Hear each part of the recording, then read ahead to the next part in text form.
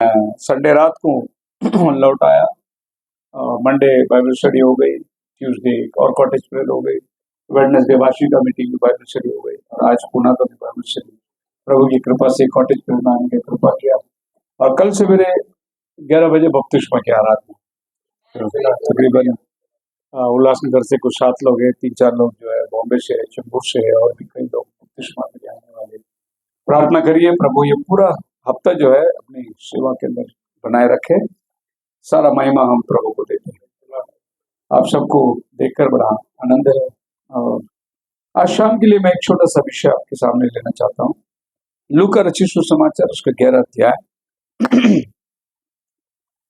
और उसका पहला वचन पढ़ेंगे।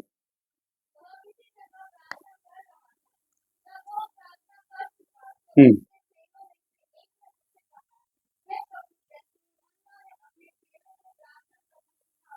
हम्म हम्म।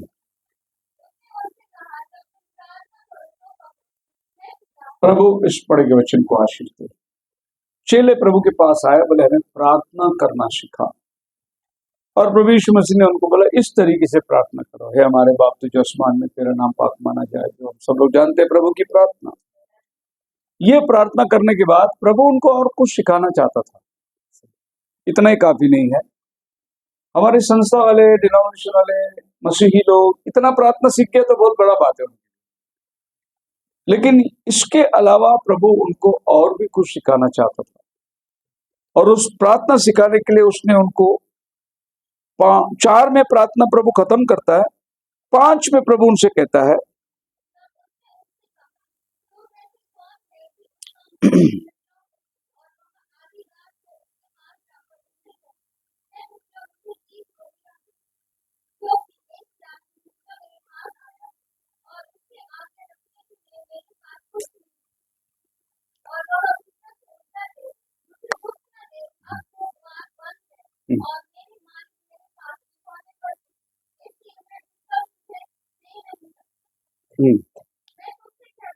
जी जी जी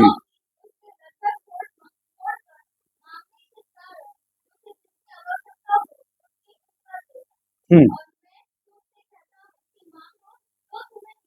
जी आगे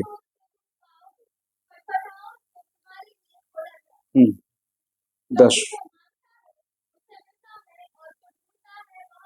प्रेज द लॉर्ड। एक तो प्रभु ने प्रार्थना सिखाया, हे हमारे बाप तुझे आसमान में तेरा नाम पाक माना जाए।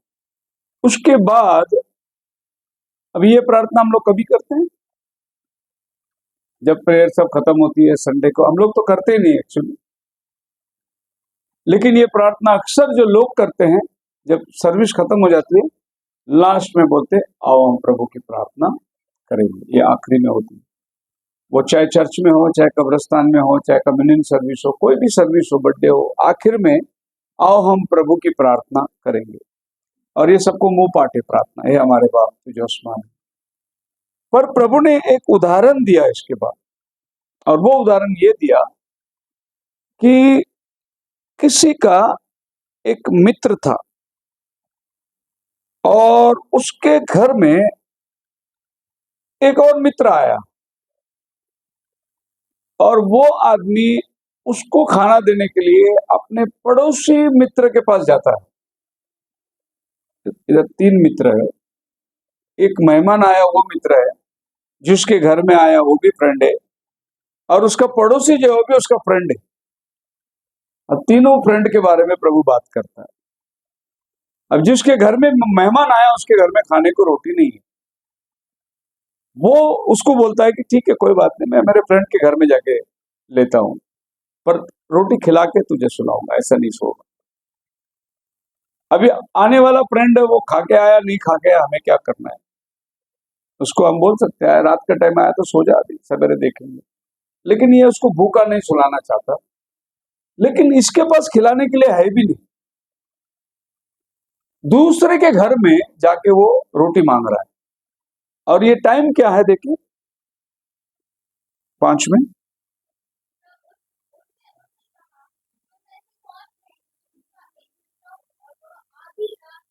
आधी रात को जाके रोटी मांग रहा है। अभी आधी रात को कौन रोटी मांगता भाई?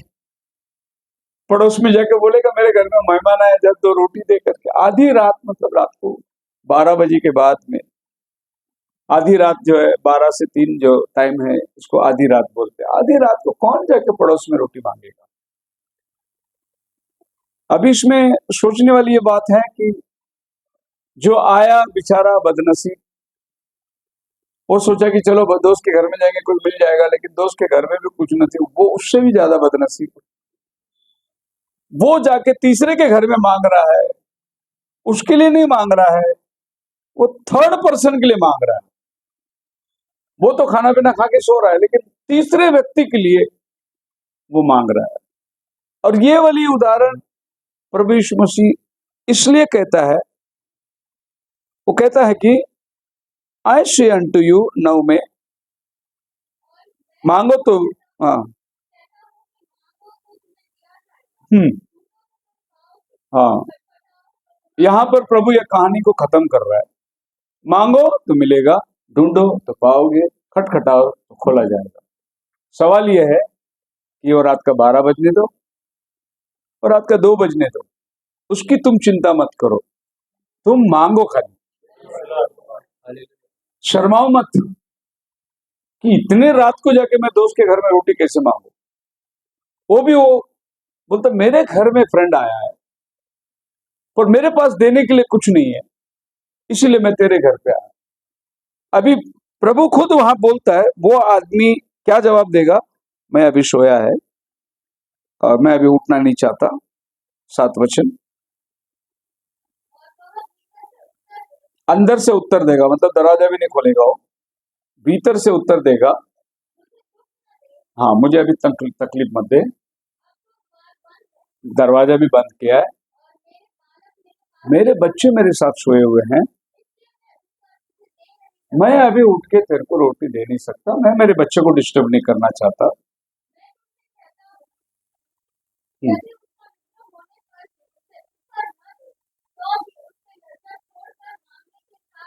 हाँ, उसका देने का बिल्कुल कोई भी नहीं देगा। रात को 2 बजे कौन उठ के रोटी देगा? प्रभु खुद ही बोलता है, उसको देने की इच्छा बिल्कुल नहीं है। इसीलिए वो बहाना बना दे, मैं मेरे बच्चों के साथ सोया हूं, मैं उनको डिस्टर्ब नहीं करना चाहता, मतलब मेरा नींद खराब मत कर रहा आपको। फिर भी वो बार बार खटखटा रहा है ना, उसको बोलते परसिस्टेंट। वो जान ही रहा है, ये अंदर से बोलता मत सता मेरे को, मैं सोया है, मेरे बच्चों के साथ सोया है, मैं अभी उनको उठाना नहीं चाहता। इतना बोलने के बाद भी वो छोड़ नहीं रहा है, वो खटखटा रहा है। तो ये आदमी क्यों उठकर रोटी देगा? देने की इच्छा नहीं है, लेकिन वो आदमी जाएगा भी नहीं, जा भी नहीं रहा है, मांग रहा है। तो फिर मजबूरन ये आदमी कि मेरे बच्चे ना उठ जाए, वो खटखटाहट सुन के वो उठ के जाके रोटी लेके दे के मामला खत्म करता है, रात के इतनी गहरी पहर में भी। तो प्रभु बोलते ये प्रार्थना करोगे ना, खाली इतना प्रार्थना करने का इतना ही काफी नहीं है। मैं तुमको बोलता हूं कि तुम्हारा प्रार्थना जिद्दी वाला प्रार्थना हो। अभी हमारे बाप तू जो आसमान में बोल के सो जाओ मत, तुम्हारा प्रार्थना जिद्दी वाला प्रार्थना हो। खटखटाते रहो, टाइम मत देखो कि रात के कितने बज रहे हैं। प्रभु उनको ये बता रहा है कि तुम्हारा स्वर्ग पिता ऐसा ही प्रार्थना चाहता है। वो आगे बोलता है 10 में,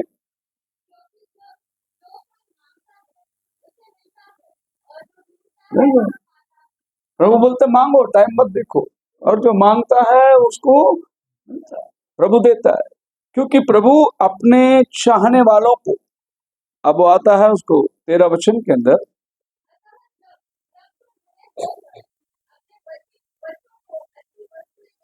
अजी तुम भोरे होकर अपने बच्चे को अच्छी वस्तु देना चाहते हो,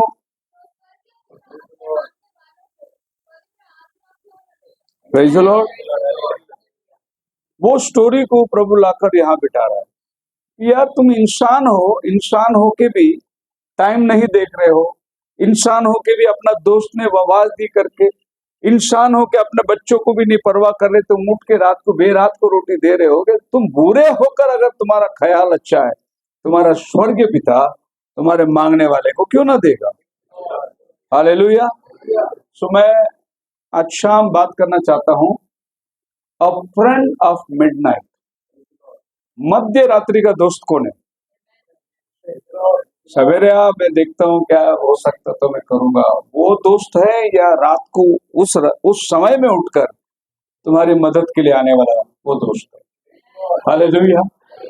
हम तो हमारे लिए दोस्त लोग बहुत हैं, बहुत से दोस्त दो बोलेंगे ठीक है ब्रदर आप कल मिलना, देखेंगे बात करेंगे कल सवेरे मिलना। वक्त अभी इस समय के अंदर जब जरूरत है कौन आएगा? सवाल वो है। मैं अभी मुसीबत में, मत कहे कि तू जा विश्राम करके मैं बाद में देख लूंगा या सवेरे उठकर, पर वो उस समय में उठता है जबकि उसकी इच्छा नहीं है कि मैं ये रात में क्यों तंग कर रहा है, मर्जी नहीं है उसकी, फिर भी क्योंकि वो आदमी बार बार मांग रहा है उसको देने के लिए, वो उठ के जा रहा है, उसी समय में उसको मदद कर रहा है, बोले कि लेके जा। सो हाउ टू प्रे, क्योंकि परमेश्वर तुमसे प्रेम करता है। परमेश्वर अपने प्रेम करने वाले को जो कुछ तुम मांगते हो वो जरूर तुम्हें देगा। अब ये जो स्टोरी है, हमारे पास 4 गॉस्पेल है, मत्ती, मार्क, लूक, जॉन। इसमें से खाली लूक ही एक उदाहरण को लिखता है, बाकी आपको मत्ती में भी नहीं मिलेगा और बाकी तीनों किताब के अंदर आपको ये वाला गॉस्पेल नहीं मिलेगा। जैसे अब बाइबल में ऐसी बहुत सारी गॉस्पेल है जो कुछ लोग लिखते हैं कुछ लोग नहीं लिखते हैं। वो औरत जो पकड़ा गई यीशु के पैरों पर लाके डाला गया, वो खाली जॉन ने लिखा है, तो उसको लूक ने भी नहीं लिखा है, मत्ती ने भी नहीं लिखा, खाली जॉन ने लिखा है उसको। तो जॉन ने उसको इम्पोर्टेंट समझा, लूक ने इसको इम्पोर्टेंट समझा। प्रार्थना को इसने ज्यादा महत्व दिया कि प्रार्थना किस वक्त करना चाहिए, कैसे प्रार्थना करना चाहिए। हम लोग क्या करते हैं, प्रभु के सामने एक बात को रख के छोड़ देते हैं। प्रभु बोलते छोड़ो मत, मांगते रहो, उस बात को दोहराते रहो, उस बात को बोलते रहो प्रभु के पास। प्रभु बोलता है कि जैसा वो आदमी ने उसको मना नहीं करा, बोला कि ठीक है बाबा लेके जा, उसी तरह तुम्हारा स्वर्गीय पिता भी तुमको बोलेगा ठीक है बाबा बहुत ज्यादा जिद किया, मैं तेरे को दे देता हूँ। तुम्हारा स्वर्गीय पिता तुम्हें तुम्हारी जरूरतों को पूरा करेगा। बोला हालेलुया। अब लूक 10 अध्याय के अंदर ही उसी एक पन्ना पलट जाए, उसके 29 वचन के अंदर एक और बात है।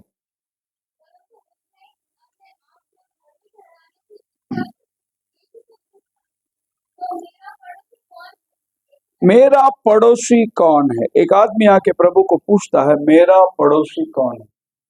अब ये आदमी जो रात को जिसके घर पे जाके रोटी मांगा ना, वो पड़ोसी के घर पे जाके रोटी मांगा था। अभी मेरा पड़ोसी कौन है, मेरा नेबर कौन है, मैं किसको अपना पड़ोसी बनाऊं?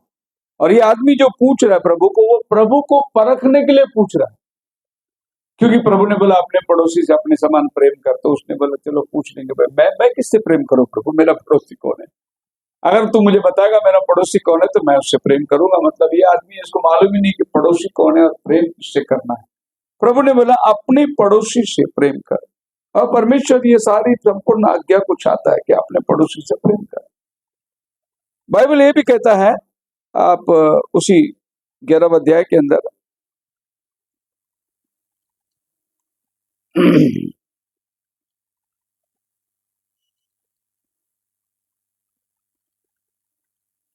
He thought, my children are with me, though he will not rise and give him because he is his friend, yet because his persistent prayer he will rise. जबकि हमको मालूम है हॉस्पिटैलिटी करना है, लोगों की सेवा करना है, लोगों को मदद करना है, लोगों की जरूरतों को पूरा करना है, सब हमको मालूम है, लेकिन कौन से वक्त में इसे पूरा करना है? प्रभु अभी इसको एक्सप्लेन करता है नेबर के बारे में। हम लोग 10:29 में पढ़े और वहां पर बाइबल कहते हैं कि एक आदमी जो जा रहा था वो घायल कर दिया गया, रास्ते में फेंक दिया गया, लूटा गया, और एक याजक वहां से जा रहा था। उस हाँ 3 आदमी का नाम प्रभु ने लिया, एक याजक, दूसरा लेवी और तीसरा सामरी। अब प्रभु ने सबसे पहला बोला याजक जा रहा था।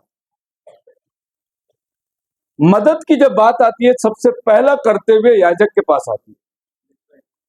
मदद के लिए भागने वाला सबसे पहला पास्टर होना चाहिए, लेकिन प्रभु बोलता है कि वो यहां पर मुकर गया। दूसरा लेवी। लेवी कौन होता है? मंदिर में सेवा करने वाला, दीवट जलाने वाला, रोटी रखने वाला, याजक बलिदान को तैयार करने वाला, मंदिर की साफ सफाई करने वाला, ये लेवी लोग होते हैं। इनको ही मंदिर का सब चीजों के ऊपर हकदार है। यही साफ सफाई, साफ सुथरा, मंदिर की बलिदान को तैयार करना, शाम हो गई तो रोटी बदलना, नया रोटी को रखना। और याजक कौन होता है? जो प्रभु के पास जाकर विनती करे, लोगों की समस्या का, लोगों का हल का जाके विनती करे। तो जब आदमी जो घायल रास्ते में पड़ा था, सबसे पहले प्रभु क्या बता रहा है? याजक को बता रहा है कि एक्चुअली याजक का काम है कि जरूरतमंद के बारे में प्रभु से विनती करे, ये उसका काम है। लेकिन वो मुकर के चला गया। सबसे जिम्मेदार व्यक्ति, जो एक आदर्श बनना चाहिए, जिसको परमेश्वर ने याजक बना के रखा है, उसका काम है कि एक जख्मी को देखे, उसके लिए प्रार्थना करे, उसको हॉस्पिटल में ले जाए, उसका इंतजाम करे। अभी कल मैं एक जन की गवाही सुन रहा था, कॉटेज प्रेयर हो गई तो ब्रदर वो जो ब्रदर है वो आ रहा नहीं, चर्च को नहीं आ रहा है अभी। बोला हाँ नहीं आ रहा, कुछ प्रॉब्लम है उसके साथ, नहीं आ रहा है। फिर वो दूसरे चर्च वाले जहां से वो आदमी आया था, वो चर्च वाले गवाही दे रहे हैं, बोले कि आपका चर्च ने जो किया ना, ये वो चर्च वाले नहीं कर सकते थे जो आपका चर्च ने किया। मतलब वो जिस चर्च से आया, वो चर्च वाले गवाही दे रहे। किसके बारे में गवाही दे रहे? ये जो बंदा वो चर्च छोड़ के अपने पास आया, उसको जो मदद हमने किया, वो मदद के बारे में वो गवाही दे रहे। ये तो गया मदद करना, इसको क्या बोलते हैं, इसको एहसान भी नहीं है उसको। लेकिन दूसरे लोग गवाही दे रहे। क्या गवाही दे रहे? अगर ये हमारा पास्टर होता तो वो कभी सेंट्रल हॉस्पिटल में जाता ही नहीं। और हमने ब्रदर को फोन किया, जल्दी जाओ सेंट्रल हॉस्पिटल में उसको एडमिट कराओ। उसको एडमिट करा दिए। उसके बाद उसको वहां से काम पे आना, काम पे जाना, अकेला आदमी था। एक छोटी बच्ची भी थी उसके घर पे, औरत के डिलीवरी होके पड़ी है। उस औरत को एडमिट करने के पहले बहुत सारे सोनोग्राफी करके लेके आओ, ये MRI करके लेके आओ, वो करके लेके आओ, और उसके पास एक छोटी कौड़ी नहीं। कभी 3,000 रुपये MRI करने, कभी 4,000 रुपये ये करने, कभी 2,000 रुपये ये करने, कभी ये करने के लिए। फिर हम लोगों ने उसको हॉस्पिटल में एडमिट कराया। एडमिट करने के बाद बोले पाची जी आपकी 2 व्हीलर गाड़ी तो मेरे को आने जाने के लिए गाड़ी नहीं, मैंने गाड़ी भी दे दी उसको। ऊपर से डेली 200 रुपये पेट्रोल का भी देता रहा, जा आना जाना करता है। फिर बाद में अपना चर्च छोड़ के गए। चर्च को चर्च नहीं है बोलते, कोई इधर प्रेम भी नहीं है, कुछ नहीं करके वो छोड़ के गया। अब दूसरी वाले गवाही दे रहे कि कोई नहीं कर सकता इतना काम तुमने किया। तो हमने याजक होके नहीं किया, लेवी होके नहीं किया, हम एक सामरी होके काम किया। सामरी का मतलब यह है कि हम निकाले हुए हैं, कुचले हुए हैं, समाज के अंदर नहीं है, लेकिन हमारे अंदर मदद करने का एक भावना है। Praise the Lord. तो लोगों ने गवाही दिया। हमारा याजक होता ना, वो कभी आता ही नहीं, वो घर से बाहर निकलता ही नहीं, लेकिन आप लोगों ने इतना मदद किया। खैर, हमारे पास्टर कहते थे नेकी कर दरिया में डाल। क्या कर? नेकी कर, वो बह के चले जाएगा। बाद में कभी सोचना मत उसके लिए कि मैंने उसके लिए भलाई किया। नेकी कर, अच्छा काम कर, छोड़ दे, नदी में फेंक दे, वो बहता चला जाएगा। ऐसे ना जाने कितनों की नेकी कर दी। बाइबल कहता है एक सामरी वहां से गया, और सामरी जो है वो जाकर उसको उठाया, उस जख्मी हाथों को, और उसे ले जाकर उसको अस्पताल में रखा। अपने पैसे खर्च किए, उसको क्या बोलते, दाखरस और तेल उसको मलकर उसकी जी को ठंडा किया, और उसको वायदा करके गया, मैं जा रहा हूं, 2 दिन में मैं फिर से आऊंगा, और 2 दिन में आकर इसका जो कुछ छूटता है मैं इसे करूंगा करके वो सामरी ने उस जख्मी को लेके हॉस्पिटल में रख के चला गया। अब प्रभु पूछता है ये आदमी को, जिसने पूछा ना मेरा पड़ोसी कौन है, उसको प्रभु पूछता है तू बता ये 3 में से पड़ोसी कौन है। हमारा प्रभु का बहुत अच्छा तरीका है सिखाने का। जिसने पूछा ना सवाल मेरा पड़ोसी कौन है, प्रभु ने उसको बोला तू बता ये 3 में पड़ोसी कौन है। तो उसने तुरंत बोला, वही पास प्रभु सामरी, वही बोला। तो प्रभु उसको ये बता रहा है कि पड़ोसी हमारा वो नहीं जो हमारे काम आते, पड़ोसी वो है जिसके काम हम आते हैं, वो पड़ोसी होता है। अगर हमारा काम कोई आता है उसको बाइबल पड़ोसी नहीं बोलते, हम जिसके काम आएंगे उसी को बाइबल क्या बोलती है? बर्थडे घर में रखा, मामा तो आएगा, चाचा भतीजा वहां सब आएगा, लेकिन वो पड़ोसी नहीं है। वो आएंगे, खा पी के जाएंगे, अगले दिन उनके घर में भी बर्थडे होगा, तुमको भी बुला के तुम चिकन खिलाए और मटन खिला के छोड़ देगा, हिसाब किताब बराबर करके छोड़ देगा। पड़ोसी वो होगा जिसको आज एक वक्त का खाना नहीं है, अगर आपने उसको एक पार्सल खाना दे दे और वो अपने बीवी बच्चों परिवार के साथ में खाना खा के खुश हो जाए, वो जो दुआ देगा वो तुम्हारे बर्थडे में लाभ होगा। दूसरे लोग बोल के जाएंगे, नाम रख के जाएंगे, क्या बनाया, हम तो सोचा था ये बनाया होगा, वहां से ये होगा, लेकिन वहां कुछ भी नहीं है। सो हमारा पड़ोसी कौन है? जिसके हम काम आए, वो हमारा पड़ोसी है। अब हम देखते हैं बाइबल हमें क्या कहता है। रोमियो की किताब उसका 13 अध्याय और उसका 9 वचन से पढ़िए। क्योंकि यह व्यभिचार न करना, हाँ, हत्या न करना, चोरी न करना, हाँ, लालच न करना, हाँ, और इनको छोड़ और कोई भी आज्ञा है तो सबका सारा इस बातों में पाया जाता है, अपने पड़ोसी से अपने समान प्रेम रख। ये जो लेवी था ना, याजक था ना, वो ये सब करते थे, चोरी ना करना, लालच ना करना, झूठ ना बोलना, ये सब वो करते थे। लेकिन प्रभु बोला वो बड़ी बात नहीं है, अपने पड़ोसी से अपने समान प्रेम रखना ये बड़ी बात है। इसके लिए सामरी ने ये काम किया, पर याजक और लेवी वो काम नहीं कर सके। प्रभु बोला ये काम बड़ी बात नहीं, चोरी न करना, झूठ ना बोलना, ये सब धार्मिकता को तुम पूरा करो, लेकिन साथ साथ जो अपने पड़ोसी को अपने समान प्रेम रखता है। और बाइबल कहता है कि इस बात में तुम्हारी सारी आज्ञा, प्रेम पड़ोसी की कुछ बुराई न करता, इसीलिए प्रेम रखना व्यवस्था को पूरा करना है। हाँ, लव,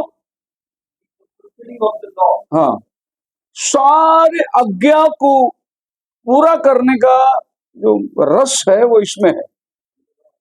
मतलब ये है कि तुमने चोरी नहीं की, झूठ नहीं बोली, व्यवस्था का पालन किया, सज्जन आदमी है, अच्छा आदमी है, नामशीन आदमी है, बहुत बड़ा आदमी है, समाज में ऊंचा है, ऊंचा पद है तुम्हारा, इतना सब रह के कोई फायदा नहीं अगर तुम अपने पड़ोसी को प्रेम नहीं कर सकते। अगर तुम ये सब चीजों के ऊपर, भले तुम्हारे पास झूठ होगा, तुम्हारे पास चोरी होगा, तुम्हारे पास में गलत काम होगा, लेकिन जब तुम पड़ोसी के पास आ जाते हो तो बोलते इसमें तुम्हारा ये सब काम छिप जाता है। प्रभु उस सबको माफ कर देता है अगर तुम इस बात के अंदर आ जाओगे तो। हालेलुया। आपको समझ में आ रही है मैं क्या कह रहा हूं? सो हम लोगों को वो बनना है जो मध्य रात्रि को भी उठकर खड़े हो जाना है। सो मिडनाइट फ्रेंड, सवेरे होने के बाद तो बहुत फ्रेंड लोग आ जाएंगे, और बाकी टाइम के अंदर जो सहूलत के अंदर तो बहुत दोस्त लोग रहेंगे, लेकिन हमको वो दोस्त चाहिए जो मध्य रात्रि को मदद कर सकता है। सो मिडनाइट हॉस्पिटैलिटी एक जगह अपनी जगह है। हॉस्पिटैलिटी का मतलब, अगर समझो मेरे घर में मेहमान आता है तो मैं उसको कहूंगा कि ठीक है आप कितने बजे आएंगे, कोई बात नहीं, अब ऐसा करो ना शाम को 5 बजे के टाइम आ जाओ तो हम लोग भी फ्री हो जाएंगे। मतलब मदद करने का भी एक स्टाइल है लोगों के पास, ये टाइम पे मिलेगा तो मदद हो जाएगा। अभी तो लोग नहीं इतना बोलते, लेकिन पहले बोलते थे पास्टर जी प्रेयर को आएंगे, तो हाँ आएंगे ना, आप कितने बजे तक आएंगे, मतलब क्यों, क्या बात है, शाम के टाइम आ जाएंगे। नहीं, अगर आप 8 बजे के बाद आएंगे तो अच्छा रहेगा। 8 बजे के बाद, हाँ, और सीरियल खत्म हो जाएगा ना। मतलब आप आओ प्रार्थना करो पास्टर जी, बहुत अच्छी बात है, लेकिन पहले सीरियल, और सीरियल जो है, मैं बोलता हूँ सीरियल के पीछे लोग इतने पागल है कि आज का किधर खत्म होता है और कल किधर से स्टार्ट होता है, वो देखने को बहुत इंपॉर्टेंट है सीरियल। और लोगों ने प्रार्थना को इतना इंपॉर्टेंट दे दिया कि ये टाइम पे आ जाओ, ये टाइम पे मत आओ। मतलब हॉस्पिटैलिटी करने को हमको सबको आता है, मदद करना सबको आता है, देना सबको आता है, खिलाना पिलाना सबको आता है, लेकिन मध्य रात्रि का जो टाइम है वो टाइम पे कौन करेगा? और बाइबल यही कहता है कि मिडनाइट फ्रेंड। हालेलुया। मध्य रात्रि का दोस्त हमें बनना बहुत जरूरी है। प्रभु यीशु मसीह ने बोला, आप आधा विचार लेना है, Lord, design and the kingdom of them done in heaven, give us this day our daily bread, forgive us our debts. Lead us not into temptation, but deliver us from evil. For thine is the kingdom and power and Holy Ghost forever. ये तो सबका मुंह बाटे रट लगाया हुआ है। मैं इस प्रार्थना से नहीं खुश होता। मैं इस प्रार्थना से खुश होता हूं जो जरूरतमंद हो और वो प्रभु के पास जाकर पुकारे, मैं उसकी सुनूंगा। क्योंकि ये प्रार्थना रूटीन बन गया है। रूटीन मतलब उठना बैठना प्रार्थना, ये रूटीन बन गया। प्रभु मतलब मैं रूटीन प्रेयर नहीं चाहता। मैं चाहता हूं वो प्रार्थना जब तू घुटने में आ और गिड़गिड़ाए, प्रभु ये चीज मेरे को चाहिए, प्रभु मेरे को ये समस्या है, प्रभु के पास मैं अपनी समस्या को लेके आकर चला, मैं ये प्रॉब्लम में हूं प्रभु, और वक्त बेवक्त ना देखते हुए तो उस समस्या को खुदा के पास दे। प्रभु बोलता वो चीज मुझे पसंद है, और जो मांगता है उसे मिलता है। लोगों को रूटीन प्रार्थना है। आप देखेंगे रोमन कैथोलिक 6 बजे चर्च में जाएगा, सवेरे जाके बैठेगा, अपना दो चार बार हाथ पैर मार के क्रॉस मार के वो निकल के चला जाता है। बाकी जैसे घर में जाएगा तो सबसे पहले टेबल में सवेरे नाश्ता, रात का नाश्ता, और ड्रिंक्स के बिना चलता नहीं उनको।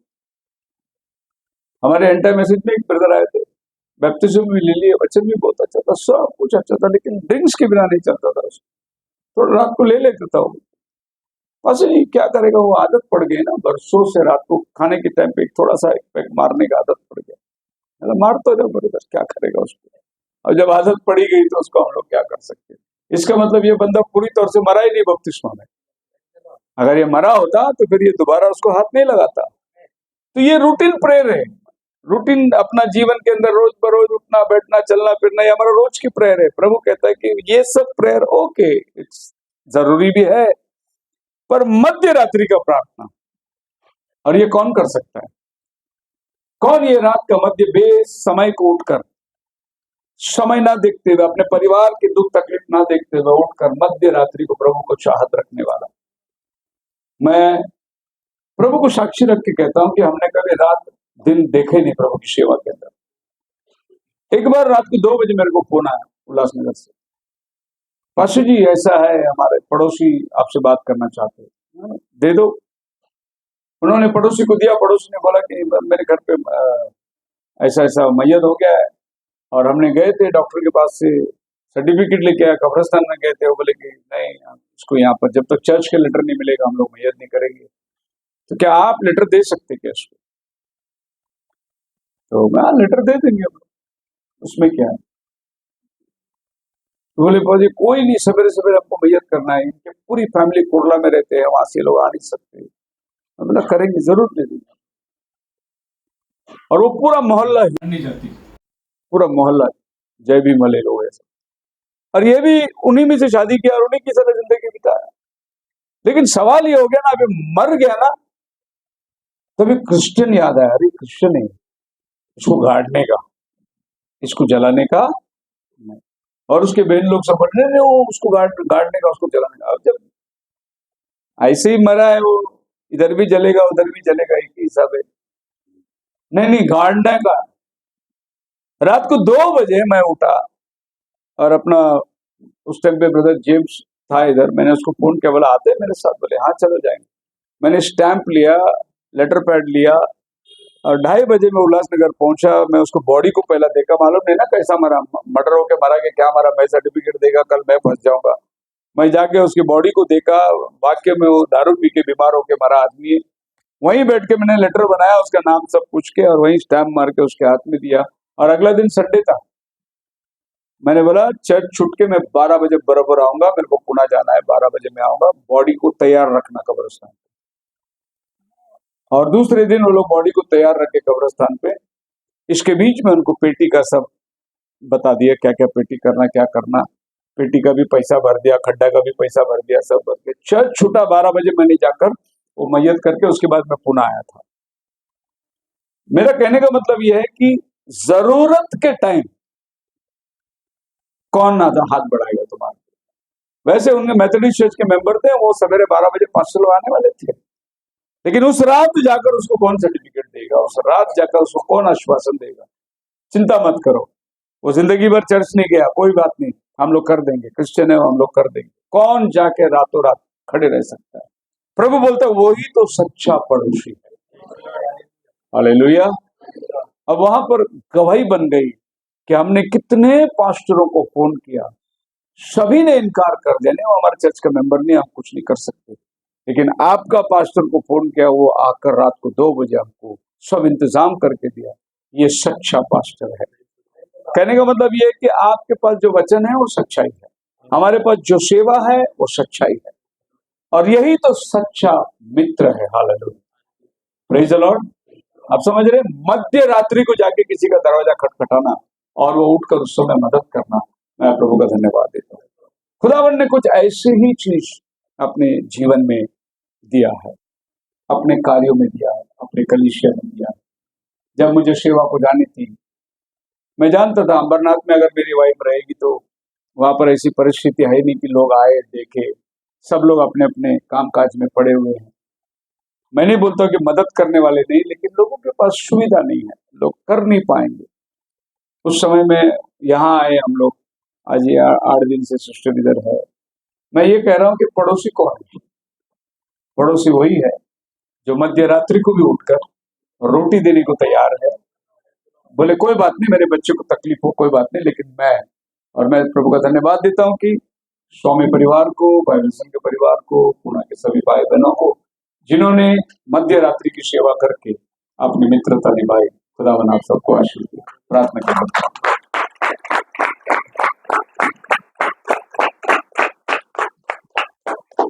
गुजरा है वो इन राहों से, गुजरा है वो उन राहों से, जिनसे हम गुजरते हैं।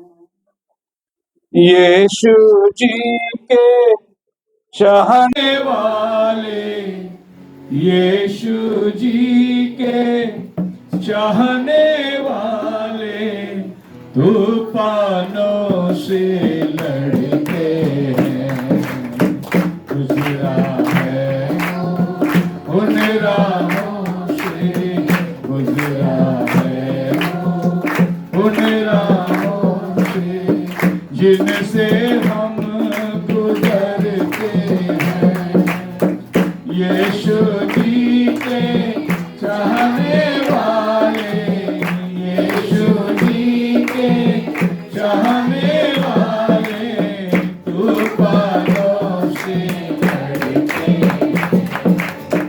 गुजरा है उन राहों से, गुजरा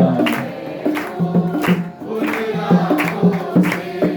कश्ती में है सात मसीहा, लहर लहर किनारे हैं। कश्ती में है सात मसीहा, लहर लहर किनारे हैं। पहले ईमान नाम मसीह पर, पहले ईमान नाम मसीह पर, जीते हैं और मरते हैं। यीशु जी के चाहने वाले, यीशु जी के चाहने वाले, तूफानों से लड़ते हैं। गुजरा है उन राहों से, गुजरा है उन राहों से।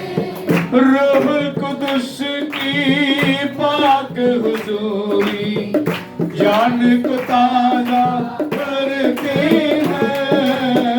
रूहुल कुदुस की पाक हुजूरी जान को ताज़ा करती है। आँख में आंसू झिलमिल करके, आँख में आंसू झिलमिल करके, अब जी कर को तरसे हैं।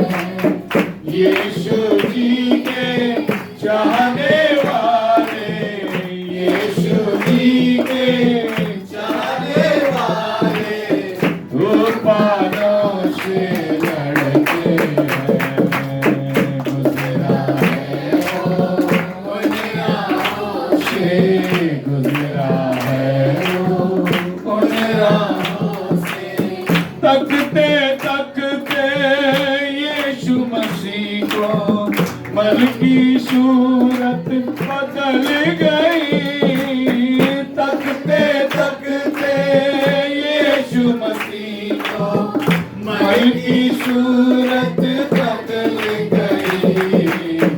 जान जिस्म राह, जान जिस्म राह खुदा में नजरे मसीहा करते हैं। यीशु जी के चाहने वाले, यीशु जी के चाहने वाले तूफानों से लड़ते हैं। गुजरा है उन राहों से, गुजरा है उन राहों से, जिनसे हम गुजरते हैं।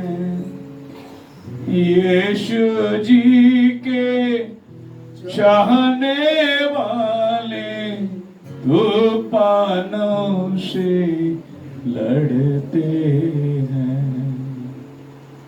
प्रभु मसीह जीवन गुलाब के फूलों पर चलने वाला जीवन नहीं, कांटों के रास्ते से जाना है। मुश्किल, मुसीबत, तकलीफ, बीमारियां, संकट, तंगी, ये सब प्रभु हमारे साथ साथ चलती है, लेकिन एक आश्वासन है प्रभु, हमसे आगे तू चल के गया, और जो कोई तेरे कदमों पे चलता है वो इन बातों को पार कर लेगा, क्योंकि तूने हमसे आगे रास्ता बताया। धन्यवाद देते हैं सारी भलाई के लिए जो तूने हमारे जीवन में की, और तंगम के लिए तूने उसको भला चंगा किया प्रभु, और ये छोटी सी ऑपरेशन को पार करने की सहायता की, और सभी भाई बहनों के लिए जिन्होंने अपना हाथ बढ़ाया प्रभु, अपना प्रेम दिखाया। ये वही सच्चा प्रेम है जो मध्य रात्रि को उठकर अपना दरवाजा खोलता है और अपने पड़ोसी को रोटी देता है, कहता है कि ले। ये बात नहीं कि वो रात को उठना चाहता था, वो देना चाहता था, लेकिन बार बार उसका कहना जो था उससे वो मजबूर हो गया, और आज तूने हमसे यही कहा कि तुम भी ऐसा ही प्रार्थना करो, क्योंकि तुम्हारा स्वर्ग पिता तुमसे प्रेम करता है, और तुम्हारे मांगने वाले को देने वाला परमेश्वर। तुम बूढ़े होकर अच्छी वस्तुएं देना चाहते हो, तुम्हारा स्वर्ग पिता तुम्हें मांगने वाले को पवित्र आत्मा क्यों ना देगा। प्रभु प्रार्थना करते हैं इस घर को आशीष कर, भाई स्वामी को, उनके परिवार को, और सिस्टर के लिए, विल्सन के लिए, भाई के लिए, उनके परिवार के लिए, भाई जवान के परिवार के लिए, भाई जो भी यहाँ उपस्थित है, भाई कामले फैमिली के लिए, राज फैमिली के लिए। मैं खुदावन नाम नहीं ले पाता, लेकिन मैं चाहता हूँ कि इस कलीसिया के सभी सदस्यों के लिए मैं प्रार्थना करूँ, जिन्होंने प्रार्थना करी, सेवकाई में बनाए रहे, उठाए रहे प्रभु, हर प्रकार के मदद के लिए अपना हाथ बढ़ाया। सारा महिमा गौरव तुझको देते हैं। तेरा वचन आज भी जीवित है प्रभु, लाज युगान युक्त एक सा है प्रभु। आज भी मध्य रात्रि को मदद करने वाले लोग हैं प्रभु। तूने खाली प्रार्थना ही नहीं सिखाया, लेकिन कब करना है वो भी सिखाया प्रभु। सारा महिमा गौरव हम आपको देते हैं। यहाँ तक हमें सुरक्षित लेकर आया, सबसे मिलने का अनुग्रह किया। हम सब वापसी के लिए प्रार्थना करते हैं, और कल की बपतिस्मा की आराधना को भी तू आशीष दे। आने में देर हो प्रभु तो हमें फिर मिलने का अवसर दे। दुआ प्रभु यीशु के नाम में मांगते, सुन और कबूल कर। सब खड़े हो जाएंगे।